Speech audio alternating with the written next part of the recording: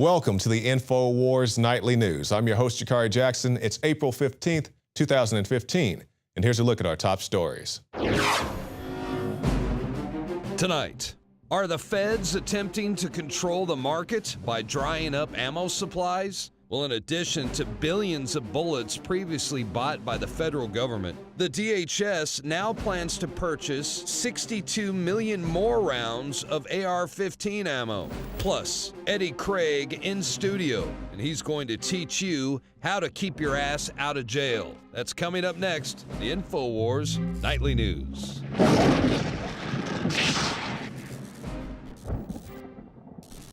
That's right, it is tax day, April 15th. And I'm wondering if you're like me and you had to pay your extortion fees to the private-run Federal Reserve. And you're talking about, what are you talking about? Private-run Federal Reserve. Well, you can go to YouTube.com, the Alex Jones channel, and see It's a Wonderful Lie, the history of the Federal Reserve. Now let's talk about the history of our border and the history of us funding our opposition, such as Al-Qaeda, such as ISIS. And right now, Joe Biggs and Josh Owens are down there on the border, going down to Mexico, trying to find out what's going on with these ISIS rebels that apparently have a base right there in Mexico. So whether it takes planes, trains, automobiles, they are determined to get to the bottom of this, and you guys can stay tuned to NoWorldOrder.com, also the Alex Jones channel on YouTube, and we'll bring you the latest updates as more come available. An update in a story that I guess they've been covering this since before I got here back in 2012, DHS and the bullets. The bullet scandal, it's been on Fox News, it's been all over. Many people have tried to debunk this, saying that maybe this 1,000 bullets didn't happen, or maybe this 500. Maybe there's a misstep here or there, but by and large, I believe the count that DHS has is well over 2 billion bullets. And now we have the article, 62 million more rounds of AR-15 ammo. A posting on fezbizops.gov this week reveals that DHS is looking to contract with a company to provide 12.6 million rounds of .223 Remington ammunition, that's AR-15, for the period of 5 years, totaling 62.5 million bullets. And also on the site, we have a purchase order so people can see that for themselves and know that we're not blowing smoke. Now I want to go down to the graph here and show people the list of all the bullet purchases that we know about starting in April of 2012. And from April 2012 to February 2013, there was over, what's that, 2 billion right there of various calibers. And then you go down the list, you have DHS, over 300,000 bullets of 40 caliber Smith & Wesson. You also have some AK-47 rounds. It's a 7.6 by 39 round, which the U.S. Army doesn't use. But for some reason, the U.S. Army decided to go buy that round. So I'm not exactly sure what these guys are planning, but it's very interesting to note how they are racking up these huge number of bullets. Furthermore, U.S. soldiers were shooting around 5.5 million rounds of ammunition per month during the war in Iraq, or 66 million rounds annually. So you total that up, that's how much these guys are using in an active war scenario. But now you need all these mass purchases of bullets for DHS. And I'm like, what do you guys need all these bullets for? Meanwhile, you, the normal citizen, if you want to go buy a box of, or maybe more than a box of shotgun shells or .223 rounds for yourself, and you say, hey, I want to buy in bulk like DHS does so I can get a discount, they want you to fill out a paperwork. They want to put you on some background check system. We need to know how many rounds of bullets that you're buying and what your purposes are for buying said bullets. Like, well, why don't you tell me why you need all these bullets if you want to come and crack down on me? So we'll keep you up to date on this, and good job to Paul Joseph Watson. He's been covering this since, 2012, and now we have 2 billion or so bullets. So it's a whole lot right there. And speaking of a man who caught a bullet recently, I've seen a lot of police shootings, did a lot of reports on this, and recently there's a guy who was stopped by police, and the officer said, hey, I need to see your license and registration. The man says, no problem, officer. I will retrieve said documents. He goes and reaches for them, and then the police shoot him in the stomach. Can I see your license, please? Get out of the car! Get out of the car! Get on the ground!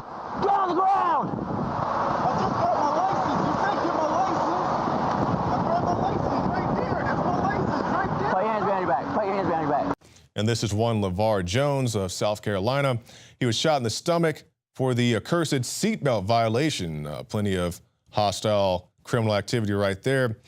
but the cop was sacked and charged with felony assault and faces a maximum of 20 years in prison if he is found guilty. And this is happening more and more. It happened last year here in the city of Austin. Luckily, the guy didn't get shot, or I'm pretty sure he didn't die. I'd have to double check that, but I don't think the guy died. But basically, he was pulled over. He's retrieving his license and registration, as they often request you to do. And the officer shoots at the guy. He's like, oh, he had something in his hand. He had his wallet that had his license and registration. And to talk more about this, coming up at the end of the show, backed by popular demand, Eddie Craig. He's going to tell you what you need to do when you encounter the police in a police stop. He actually has a script that will keep your behind out of jail and hopefully will get you home without a bullet in your physique. So we'll move on to other things now. Small helicopter lands on west front of U.S. Capitol, pilot arrested. And this is a gentleman, he wanted to bring attention to campaign finance reform. So he decided to load up his little, I guess you call that a gyrocopter. I didn't even know those things were real. I saw them in movies, but I guess they are actual and functional. So he went into a no-fly zone. He was going to drop off some letters to his elected representatives. And once he hit the ground, they arrested the guy, sent the bomb squad out there to look at his vehicle. So think about this. Hillary's doing pretty much the same thing this guy's doing, going around trying to educate people about finance reform. I don't really take her too seriously, but she's driving around in a mystery machine and eating Chipotle and, you know, having guys, well, I guess gay guys, bending over and grabbing their ankles for Hillary. I'm not making this up. You guys go find the article that Kit did just the other day on it. But I doubt she's going to come to the aid of this gentleman, this individual. And hey, you know, yeah, he entered a no-fly zone. And David Knight was just telling me a second ago, there's people on the big network, somebody, they should have shot this guy out the sky. They have anti-aircraft weapons and they should have killed, he could have been a terrorist. Okay, now with this security state, police state, surveillance state apparatus, the NSA does not have the proper information to predict an attack on their own building. The White House has had multiple people jump the fence, even get into the White House. You got guys flying around in their little gyroscopes, which I have no issue with this guy. Yeah, he broke a law, but so did Kokesh when he racked a shotgun. He was just trying to prove a point. So all this to say, for all this security stuff they have, it's just security theater. They don't really know. You got the Secret Service running around with the hookers and all kinds of silliness and things going on. So it's just security theater. It's just to make them feel safe and to take away your tax dollars while enslaving you and putting an oppressive government over you. And when I say oppressive government, I'm not talking about everybody in the government. Are there good people in the Border Patrol? Yes. Good people in the FBI, good people in CIA, good people in Secret Service, whatever else going on and on. But you have enough people at the top who are trying to come down on you, trying to brainwash you into thinking about guns in a vastly different way, while they give guns to Mexican drug cartels and then want to come and arrest you if you sell a shotgun outside of their jurisdiction. All types of silly things like that. But that's going on to a much broader topic than we have time for today. And we'll end with this before we go into more special reports. We also have a special report from Alex Jones' son, Rex, and also Rob Dew's son, Morgan, talking about how kids are not allowed to play outside, but we'll get to that after the break. But we'll go to break with this. Leaking of government officials' addresses, accompanied by note warning of FEMA crackdown by NWO Satanists. That is quite the sensational headline, but it is all true. The material was apparently hacked from an unknown source, and the insinuation of right-wing extremists are to blame. So basically, somebody hacked into some classified records, got the information for people who work in DHS, FBI, whatever else, and now they're threatening these people. And as I was just saying a second ago, do I take exception to some of the vast overreaches and outright criminal activity by some of the people in these organizations? Yes. Do I want people to target them at their homes? Most definitely not. If they are doing criminal wrongdoing, they need to be brought into a court of law and held accountable for their actions in that setting. CBS News reports that the messages accompanying the material, titled DHS, CIA, FBI traitors, home addresses, states, "Let these evil NWO Satanists know that they will be held to pay for their 9/11 treason and for their future FEMA camp planned public crackdown treason also." It says, "Jesus is Lord, and the public is in charge, not these satanic NWO stooges." So let's stop right there and address this. These, I guess you would call them talking points, talking about all these Satanists and the FEMA crackdown.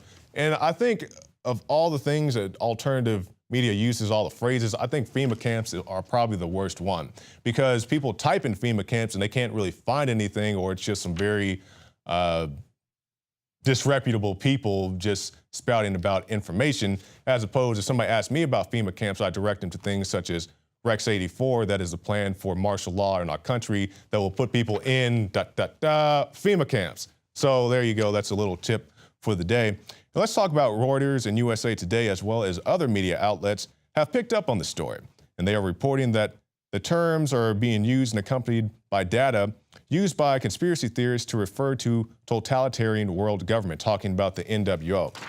And while they would like you to very much believe that the NWO is the creation of Alex Jones or somebody around that type of genre, you can see videos, and we're about to play one for you right now.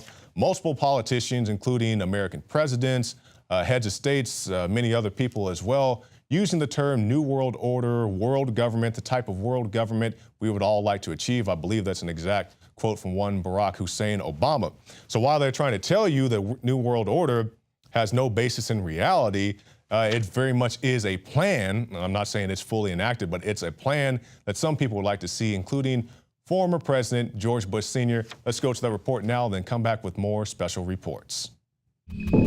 We have before us the opportunity to forge for ourselves and for future generations a new world order, a world where the rule of law, not the law of the jungle, governs the conduct of nations. When we are successful, and we will be, we have a real chance at this new world order, an order in which a credible United Nations can use its peacekeeping role to fulfill the promise and vision of the UN's founders. It is a big idea, a new world order, a world in which there is the very real prospect of a new world order. After 1989, President Bush said, and it's a phrase that I often use myself, that we needed a new world order. There is a chance for the President of the United States to use this disaster to carry out what his father, a phrase his father used, I think, only once, and hasn't been used since, and that is a new world order. So that the problem of the Bush presidency will be the emergence of a new international order. Within the next 4 years, we will see the emergence of a new international order. The beginning of a new international order. The pieces are in flux. Soon they will settle again. Before they do, let us reorder this world around us. I think his task will be to develop an overall strategy for America in this period when really a new world order can be created. It's a great opportunity. It isn't just a crisis. It's about the future of Europe and a new world order. There's a need for a new world order, but it has different characteristics in different parts of the world. But today, with Asia already outproducing Europe, India and China are clearly becoming part of our new order. We are now facing a common challenge. And the challenge is how to build a world order for the first time in history on a global basis. So, in conclusion, ladies and gentlemen, a new world is emerging. It is a new world order with significantly different and radically new challenges. The affirmative task we have now is to actually create a new world order. Good evening, everybody. President Obama and British Prime Minister Gordon today calling for a new world order to tackle our global economic crisis. And the president outlined his vision of a new world order in which the U.S. would participate fully. We've got to give them a stake in creating the kind of world order that I think all of us would like to see. So I see a world order in the future with a multipolar world order. I think a new world order is emerging, and with it the foundations of a new and progressive era of international cooperation. But in a globalized economy, we are going to have to take global responsibilities, and there is going to have to be some semblance of global governance. Never before has a new world order had to be assembled from so many different perceptions or on so global a scale. Nor has any previous order had to combine the attributes of the historic balance of power system with global democratic opinion and the exploding technology of the contemporary period. And I strongly believe India will be a central actor in the new world order. There also exists an extraordinary opportunity to form for the first time in history a truly global society. 2009 is also the first year of global governance with the establishment of the G20 in the middle of the financial crisis. The climate conference in Copenhagen is another step towards the global management of our planet. New World Order is the headline in the Globe and Mail in Canada. Is this global governance at last? Is it one world, the central bankers in charge? But aren't we all just living and dying for what the central banks do? Of course we are. We are absolutely slaves to central banks.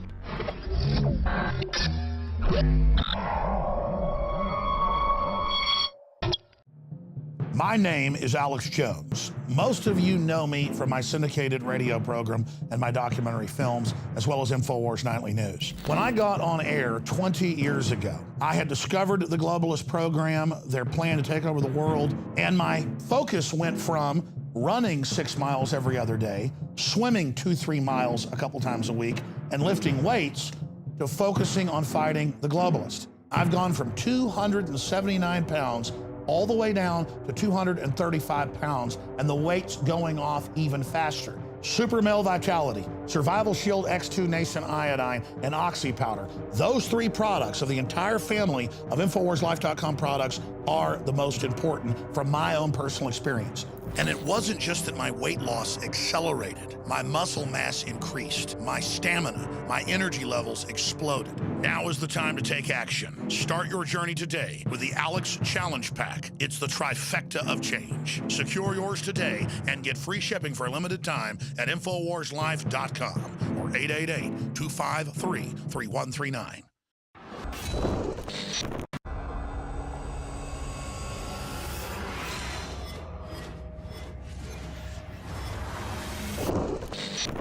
It's called an IMSI catcher, or StingRay, a fake cell phone tower that sends your cell phone signal to it rather than a real cell phone tower, netting suspected criminals and innocents alike to pinpoint their location. This is not about the content of people's communications or collecting every number that they dial, right? To me, it's about we are using some equipment, appropriately in my view, to find bad guys.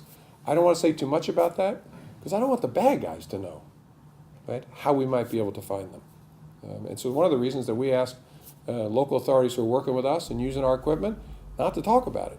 It's not because I got something to hide from good people. I got a lot to hide from bad people.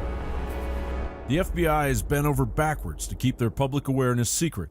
The provisions required by local and state police are straight out of a George Orwell novel. Police are not allowed to talk about the technology in press releases and court documents during judicial hearings or during other public forums or proceedings. If a district prosecutor intends to use details about how the StingRay works during a court case, police must alert the FBI in order to allow sufficient time for the FBI to intervene to protect the equipment, technology, and information from disclosure and potential compromise. If the agency receives a court order demanding release of the information, the agency must notify the FBI in order to allow sufficient time for the FBI to intervene. If the agency receives a FOIA request seeking information about the StingRays, it must alert the FBI to allow sufficient time for the FBI to seek to prevent disclosure through appropriate channels. A dystopian tug of war caused the FBI to have cases thrown out to protect the technology. 2012, Buffalo, New York, Judge Patrick H. Niemoyer detailed against the FBI's orders how a deal was struck between the FBI and the Erie County Sheriff's Office to drop criminal charges rather than reveal any information concerning the cell site simulator or its use.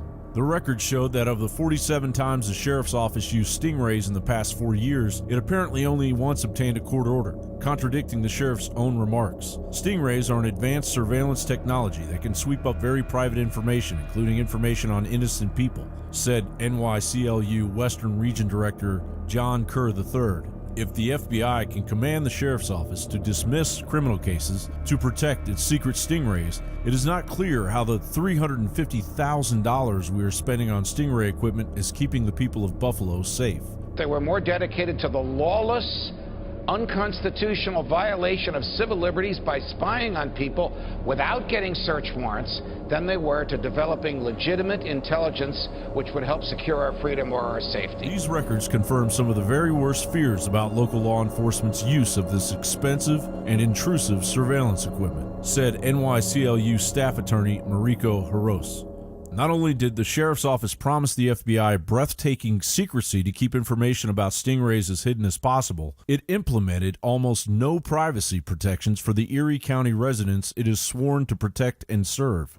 It was revealed last year that the federal government is using dirt box devices similar to the StingRay device to collect data on the unsuspecting population. The ACLU has identified 50 agencies in 21 states and the District of Columbia that own stingrays. Charlotte is one of the few cities that actually has stingrays, and we do see some pretty substantial Fourth Amendment concerns with stingrays. We know that they're collecting at least location information, but there could be more information that they're collecting, and I think that we really need to see again, that warrant requirement. In a letter to Homeland Security Chief Jay Johnson and Attorney General Eric Holder, Senators Chuck Grassley, Republican of Iowa, and Patrick Leahy, Democrat of Vermont, expressed their concern that no search warrants are obtained when FBI agents use the devices in public. Police scanner audio obtained by the hacktivist group Anonymous appeared to reveal that the Chicago police were using a StingRay to intercept phone calls from an Eric Garner protester. Police departments are now lobbying to get the more powerful $460,000 4G cell phone upgrade known as Hailstorm. Blocking the current 2G StingRay technology requires you to find the device information in your phone known as WCDMA Preferred. Change that to WCDMA only, and the StingRay can't track you. It's open season on our privacy and Fourth Amendment rights, and we're all paying for it. We have before us the opportunity to forge for ourselves and for future generations a new world order, a world where the rule of law, not the law of the jungle, governs the conduct of nations. When we are successful, and we will be, we have a real chance at this new world order, an order in which a credible United Nations can use its peacekeeping role to fulfill the promise and vision of the UN's founders. John Bound for Infowars.com.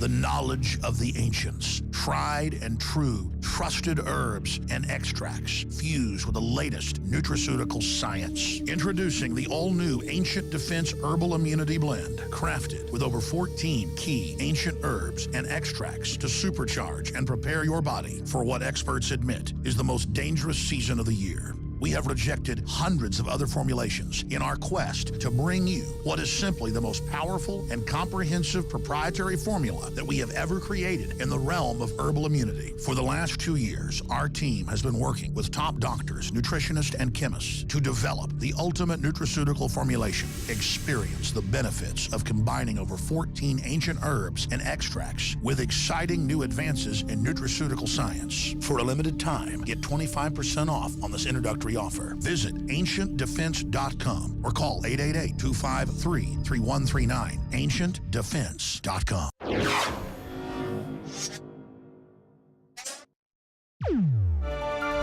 Do you remember the good old days when you could have a lemonade stand without having a permit? Back when you could play with water guns and BB guns without being kicked out of school. A time before, former surgeon generals wanted to teach your children how to masturbate. Well, those days are long gone because this is not the Twilight Zone, but this is the year 2015. And in the year 2015, if you want to build a box fort in your front yard, that's not okay. Big Brother does not give you the approval to do such actions. And now our children are falling victim to this. And now we have Rex Jones and Morgan Dew, the children of Alex and Rob Dew, respectively, who are going to tell you what it's like to be a child in today's day and age. Morgan, come over here. Check this out. Look, I'm gonna feed you some GMOs. I am Cheney. Man, look at all this cool stuff, man. What do you think is cool? It's like, I like that over there, but that's okay. I like that thing. Found it. We have found it.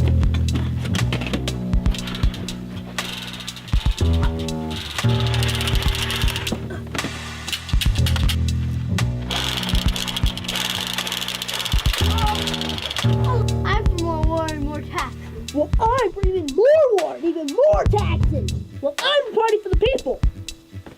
No, I'm the party for the people. What you were just watching was an example of kids running free and playing without any adult supervision. But what we have today is a now criminalized war on childhood. Now, to help you understand how vast the war on childhood really is, I have my friend here. His name is Morgan, and he's going to help me go over and explain some of the recent articles in the world today on how this is being implemented by governments worldwide. Morgan? So, the first article we have is by Counter Current News, and it's city forcing a family to destroy a completely awesome cardboard fort. This family in Utah, their dad made this cardboard fort, and then the city government comes and says, you have to tear this down. It's illegal. And how fast was the notice? He had it up, and then the city government came and said, you have 15 days to take this down or else. It actually says this right here. But the city of Ogden has their own name for this curbside chateau. That we had garbage in our yard. Specifically cited are a large pile of boxes. This notice arrived from the city telling the Trentlemans to take the fort down or face a fine. If they fail to pay, they can also file criminal charges against us and levy the fines as a lien against the house. So they're not playing. So I would like to just explain like how awesome this looks. I mean, it's a castle, it's got trapdoors, slides, it's insanely awesome. That's not really important to the American viewer, is it? Now, how dangerous was it? Did it have machine guns? Did it have anti-tank missiles? No. Did it have a flamethrower? No. That is terrifying. Ladies and gentlemen, this is a terror fort. An Ogden family's outside-of-the-box idea of fun has rallied support from around the world. Messages from people in other countries and so forth trying to support us and offering to pay the fines and all that kind of silliness. The notice from the city of Ogden said the family had 15 days to clean this up. They have just over a week left, and they plan to enjoy that time and let all the neighborhood kids play in it. Here's what the father had to say. He said, I just thought it was an awesome way to use boxes in my kids' imagination. Wait, hold up. Don't read it anymore. Wait, did he just say thought and imagination? Yes. In America, you're not supposed to think anymore. I mean, we have McDonald's to do that for you. I'm not loving it. All jokes aside, it's not really funny. They're banning running in the UK. This article says, primary school bans children from running in the playground over health and safety fears. Now, I know this sounds insane, but it's actually going on. A primary school has banned children from running in the playground, it was claimed today. The school says children have been told to stop playing a particular chasing game. Ooh, I wonder if it was tag.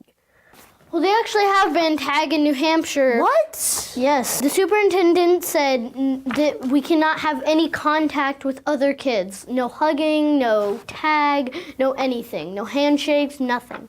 That's right, Morgan, but they haven't just banned running, they've also banned balls. In New York, ball throwing has become a criminal activity, as this article claims. New York school bans balls at recess, cracks down on tag games over safety fears. Doesn't this sound like New Hampshire? Yep. Tossing a football during recess seemed to be a rite of passage for kids in this school community until now. I think we need like our soccer balls, the footballs and everything, you know. Students at Weber Middle School in Port Washington were just informed that during recess, football is out. Hard soccer balls have been banned, along with baseballs and lacrosse balls, even rough games of tag or cartwheels unless supervised by a coach. A rash of playground injuries has prompted one Long Island, New York school to ban balls and to require teacher supervisions for games like tag. Some of these injuries can unintentionally become very serious, so we want to make sure our children have fun, but are also protected. Isn't that like oil and water? I skin my knees up. I get hurt at recess. It's just part of being a kid. You get hurt. In New York and New Hampshire just don't want to face the truth. In the UK, they ban all those things because they don't want to get sued by parents and stuff. Isn't it better that we're diabetic and obese? Well, the New World Order does want us diabetic and obese. It's not just running, tag, or ball that they're banning. They also want to ban child businesses, such as lemonade stands. Yes, we have an article here. 6 illicit lemonade stands towns had to shut down, one of which is a little girl named Allie Thorne. Like a lot of kids, 6-year-old Allie Thorne wanted to make some money. She didn't have dreams of fancy cars, yachts, and place in the Hamptons. She just wanted to have enough money to buy stickers. Just a little bit of stickers. Just a little bit of money, like $5. That's all she wanted. To buy a few stickers. And the police came and shut her down. This is just like I said in my last report, the war on entrepreneurs. The government, anytime they see any child acting out of the norm of watching TV and getting fat on ice cream, they see it as an attack on them, and they make plans to shut it down fast. This is a war on childhood and a war on our basic freedoms that doesn't stop when you turn 18. We didn't even have time to get to the stack of articles with people letting their grass grow and facing jail time, and even having a vegetable garden. But wait a second. I thought in World War II it was patriotic to grow vegetables. Now for the real garden. When the maples are in bloom, it's time to begin planting. When the moisture is just right, the soil won't ball or be sticky. It holds its shape when pressed, but crumbles easily when broken. Then it's right for working and planting. Am I wrong? No, you're not. In World War II, they did want to have vegetables and growing your own food. Well, I guess they wanted to be patriotic and strong as a nation. Yep. Well, now what do they want us to do? Are we supposed to grow Twinkies in our backyard? Yes, we are. Before we end this report, I want to share one more article with you. It says, parents of free-range children held by Child Protective Services after being found wandering alone in a park were found guilty of neglect a month ago, but refused to change their ways. So basically these kids were walking home from the park and the police picked them up and called child services, and it turned into this whole big thing.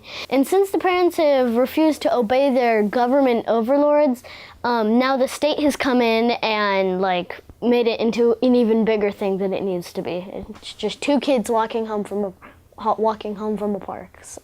And maybe that's why Judge Report has just reported that kids are more stressed out than adults. Just remember, parents, we're kids and we like to be free and independent. Well, most of us do. And don't forget, don't inject us with vaccines. I think we've basically covered the war on childhood and freedom today. But it doesn't stop here. Go on Infowars.com to learn more. This is my friend Morgan. We're going to see some more of him in our new report that's coming up, Democrats versus Republicans. Stop the war on childhood now! Go to Infowars.com. And a great job there by those 2 young reporters.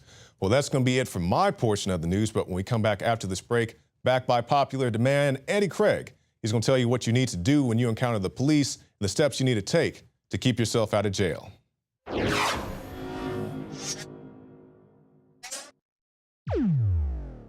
Another major health threat, this one in Toledo, Ohio, where everybody in the entire city has been told not to drink the water. Ohio's governor declaring a state of emergency. Did you know that the average person uses about 80 to 100 gallons of water at home every single day? If there's a water emergency, will you be prepared? Panicked residents forming long lines throughout the day. We're here at a supermarket in Toledo. You can see the shelves empty where water once was. To stay safe and healthy during a crisis, you must have access to safe, clean water. Water which will not be available at your local grocery store. There's a mad dash on right now to stock up on supplies. The ProPure Pro 1 G2.0 water filtration system is a must-have for every modern, independently minded household. Protect your family's safety during an emergency. Go to InfoWarsStore.com today to purchase your ProPure Pro 1 G2.0 water filtration system or call 1-888-253-3139. InfoWars Life and InfoWarsLife.com is extremely excited to announce our latest release, Winter Sun, a revolutionary type of vitamin D3. Winter Sun is a premium quality vitamin D3 nutritional supplement. It is produced by extracting oil from healthy, nutrient-dense plants known as lichens. Every batch is analyzed for purity and D3 content. It's completely free of toxins and allergens. Simply put, if you want the best at an extremely low price, this is it. Winter Sun is the result of our pursuit of the best source of vitamin D3. The research and development took over 2 years, but the result, as verified by independent laboratories, is the best vegan vitamin D3 product in the world. Read the facts at InfoWarsLife.com about Winter Sun Vitamin D3. Not only does vitamin D3 promote a healthy mood, but vitamin D supports our memory and brain function, something the globalists are targeting. Visit InfoWars.com today or call 888-253-3139.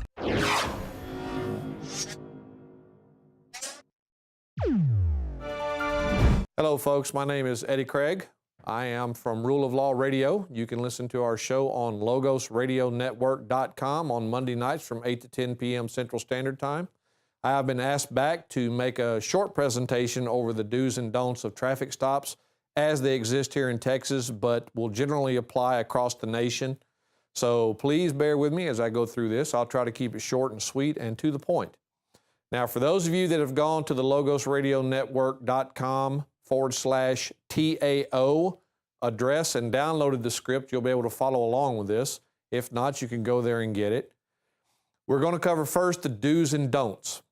First, do remember that in Texas, an officer is required to read you your rights before questioning or searching you if they have placed you in a custodial arrest. Now, what they won't tell you, and what the court has ruled here in Texas in the case of Aziz v. State in 2008, is that in Texas, in a transportation stop, you are always in a custodial arrest. No matter what the officer tells you about a lawful detention, you are in a custodial arrest. Now, that is why they are required, before searching and retrieving information from you, to advise you of your rights under 38.22 of the Code of Criminal Procedure. They never do this. The other part of it is you'd be waiving specific protected rights by giving them information, one of those being your right to remain silent. So please, when you go through this script, understand that there is a legal reason for everything it says to do or don't do. Now, be aware that they almost never read you your rights, and anything incriminating you that you say, they can use against you because it will be considered to be a voluntary statement on your part. So please be careful about waiving that right and providing them with information. Now, don't ever answer the officer's questions like, where you been, where you going, how many drinks you had, what have you been doing, and so on and so forth. That's none of their business. It has nothing to do with their investigation. These are setup questions intended to escalate this at the very first opportunity to what every basic transportation stop is meant and trained to be escalated into, and that is a DUI or drug bust. This is where their money and their ability to prosecute truly lies, and that's what they want. And that is what helps them get their promotions and their federal funding, is to make those type of busts. So you are being played when these types of questions are being asked. Don't fall for it. Now, in relation to that, you have that right to remain silent. By answering those questions, you are waiving that right, so let's not do that. The other thing you want to make sure you do is remember to roll up all of your windows and to lock your doors as you're getting pulled over, not after the fact when the officer's walking up to the car. You want to do it before you actually come to a stop. First, you roll your windows down just in case, make sure the car's completely aired out, and then you roll everything up except for your window, and then when all those are up, roll your window up till it's about 2 to 2.5 inches and no more. The officer has no lawful authority to force you to roll it all the way down. No law compels you to do that, therefore no law gives him lawful authority to demand that. He will accuse you of not following a lawful order. He may even attempt to charge you with that. But that charge is false and fictitious. There's no law requiring you to do it. Therefore, there is no law on which to base the presumption of it being a lawful order. Now, Don't open your windows, don't unlock your doors, don't get out of your car. Just don't do it.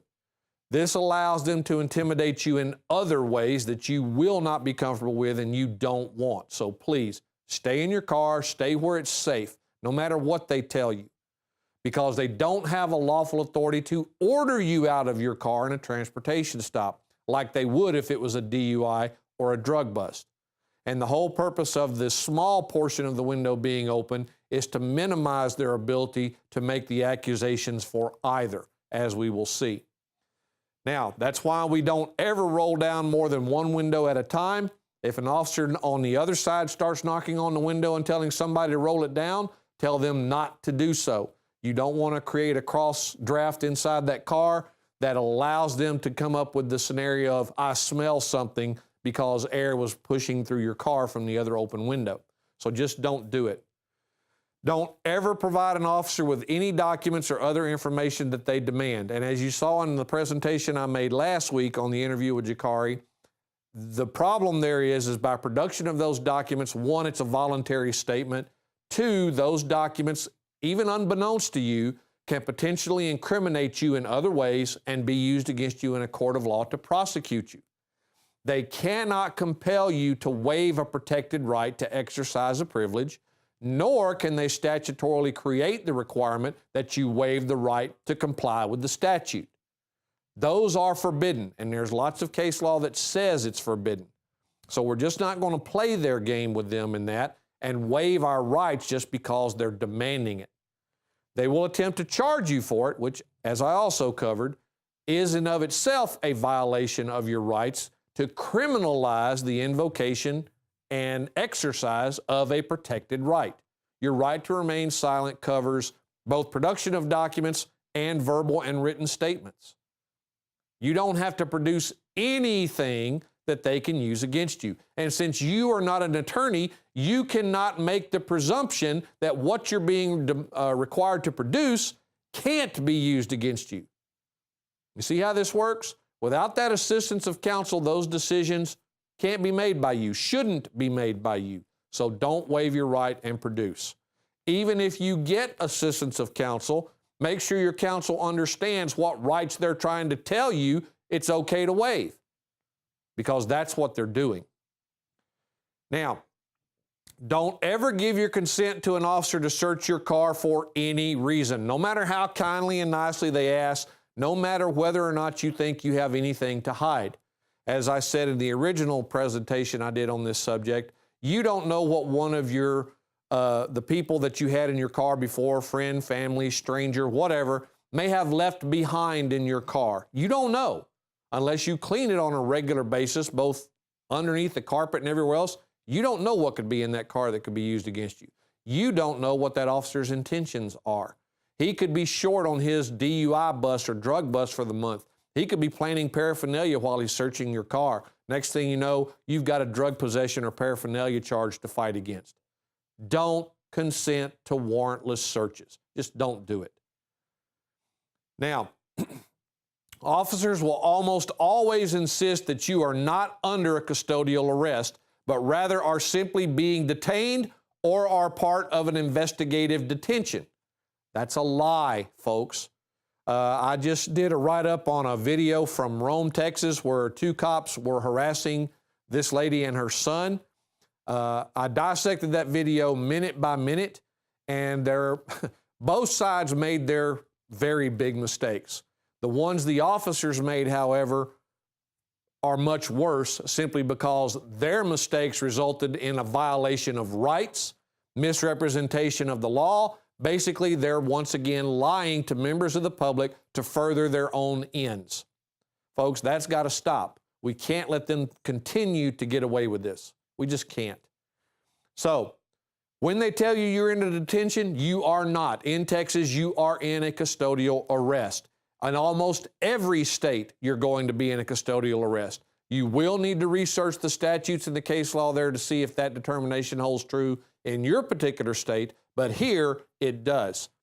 That is where 3802 of the Penal Code comes in, where they attempt to threaten you with failure to identify because you won't produce a driver's license or something of that nature. As I covered in the presentation last week, Failure to identify does not require physical production of any form of ID. It only requires production of 3 specific pieces of information: name, address, and date of birth. That's all. Do not go beyond that. Now, right here, you will see a basic breakdown, a graphic representation of the way the courts have ruled a determination of a custodial arrest is to be made. As you can see, custody is equal to custodial arrest or functional equivalent of a custodial arrest. Then we have functional equivalent of a custodial arrest is equal to a reasonable person, considering the totality of the circumstances, who would believe that he or she is in police custody to such a degree associated with a formal arrest. In other words, officer, am I under arrest? No. Well, am I free to go? No. You cannot get the same answer to both of those questions. If you're not free to go, you're arrested, and you have the right to presume that is the case. Custodial detention, no such thing. It's a custodial arrest. Investigative detention, you're not allowed to leave. You can make the presumption that you are under custodial arrest, but until the officer actually tells you you are under arrest, you are actually under no legal obligation to comply with 38.22 of the Penal Code on failure to identify. You cannot provide false information to the officer under a detention or a custodial arrest, but you are not obligated under a detention to provide them with any information, even your name, address, and date of birth. All right, as you can see, once the interrogation begins about producing your information and your decision not to do so, all right, and why, all we do in this script, as I've said before, is to protect our rights. We don't get aggravated, we don't lose our temper, we don't shout, we don't attempt to educate the officer or school him on his job. We simply protect our rights. Invoke, demand, protect. That's the rule. Anything coming out of your mouth that isn't doing one of those 3 things is the wrong thing. Now, be certain to keep your face as far away from the window opening as possible while sitting normally in your car. Never speak directly into the officer's face or into the opening. Why? Because that gives them the opportunity to say they smell something on your breath like alcohol, even if they don't. Same thing dealing with the interior of your car. If they can stick their face halfway into your car, they can say, "Oh, I smell marijuana, get out of the car." Now, an officer's sense of smell is not admissible evidence in court, but the courts have allowed them, despite the fact that they're running their job with a head cold today and couldn't possibly smell burning cabbage under it, the point being that they will make it up. So don't give them the opportunity. I have helped somebody while on the phone numerous times, and I have had officers pull this little stunt right here. The officer will say something resembling, "Sir or ma'am, I smell alcohol or marijuana, and I'm going to have to ask you to step out of your car." Don't fall for that. The moment those words come out of their mouth, and you need to be expecting them because, like I said, they are here to escalate this from a traffic stop to a DUI or drug bust, and this is one of their major tools for doing that. Even if they find nothing, they've still managed to search your car without a warrant, get you out of it, force you into a field sobriety test, and if you refuse, they're now going to attempt to punish you by administratively depriving you of a license, if you have one, and so on and so forth. This is all to compound the problems you're going to go through, not them. And if you let them do it, they will get away with it.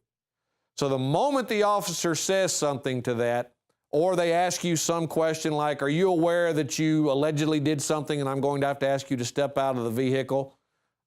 Rest assured, they're lying. And if they're not, well, then you didn't follow the other instructions I gave a few moments ago. When they say anything of that nature, you specifically reply in this way: "Officer," and if you know their name and badge number, recite it.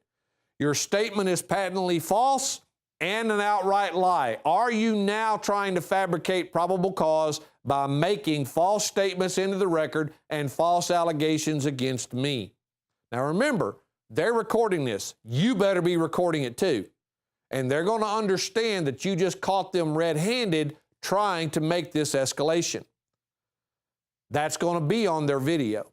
And if you manage to get this out articulately, they're not going to have any basis for saying you're under the influence, because someone under the influence is going to trip all over this trying to make this statement. Now, if you are under the influence, not a lot of them will be able to do for you in that regard. Your best bet is to just shut up. And remember, that's the other 3 rules if you're not invoking, demanding, and protecting. Shut up, keep shutting up, and shut up some more. All right? So, they can threaten you with K-9 units and all this stuff, but the problem is, until they actually have probable cause to summon that K-9 unit, it's now a false imprisonment. It's gone from an unlawful detention to a straight-up false imprisonment, because the courts have already said that they cannot hold you any longer than it takes to complete the actions for the original purpose of the stop. And they've given an approximate figure, though not an exact, of about 20 minutes to complete a standardized traffic stop. Now, of course, that is considering that the person complies in every way with everything they demand. Once you start standing up for your rights, the length of that stop is going to get extended considerably, because the officer doesn't like it when you stand up for your rights. He doesn't want you standing up for your rights, because that deprives him of his ability to complete the job and go generate revenue somewhere else, or to go get another escalated case in progress so he can get his arrest up. So people, the script was written to protect you. Everything in it is based upon existing case law and the controlling case law on each and every aspect of what we do. You will see lots of people online knocking the script and saying, yeah, pull this in my state and you're going to get tased or you're going to get shot. Folks, the way the cops are today, that's liable to happen over the fact that you rolled your window down in the first place. You just don't know. So why would you give up your rights just to feel a little safe? I believe Benjamin Franklin said that he who is willing to do that doesn't deserve to be safe or free. Okay? I'm paraphrasing it, of course, but you get the idea. If you're willing to give up your rights for safety and security, you will lose both and deserve neither, is what he said. So folks, please pay attention to these things in the script. They are written and designed to protect you. Thanks for listening, and I hope that this information is useful to you. We have had success from lots of people all across the U.S. with it, and some that not so much because they didn't practice it. But if you internalize this information and you get able to recite it as needed, it will serve you well. So thank you all for listening, and thanks for letting me be back. Used since before the days of the Roman Empire to support the body's natural systems and enhance overall health. Introducing the new InfoWarsLife.com oil of oregano formulation, a highly advanced nutraceutical form of this key herb that has been traditionally used by civilizations for thousands of years to promote health. We have now procured the most high quality and potent forms of oregano oil on the market, sourced from top leading manufacturers to ensure a concentrated level of bioactive ingredients, extracted directly from the wild herb and sealed in easy-to-use capsules. You will no longer need to endure the burning of liquid oregano on the tongue. Wild crafted from the Mediterranean oregano species that experts agree is one of the most powerful and most challenging to acquire. This winter season, it's more important than ever to secure this true form of oil of oregano. Now available in our limited first run at InfoWarsLife.com. That's InfoWarsLife.com or call 888-253-3139. You are watching the InfoWars Nightly News, which airs 7 p.m. Central at InfoWarsNews.com. And your support is helping us defend liberty worldwide.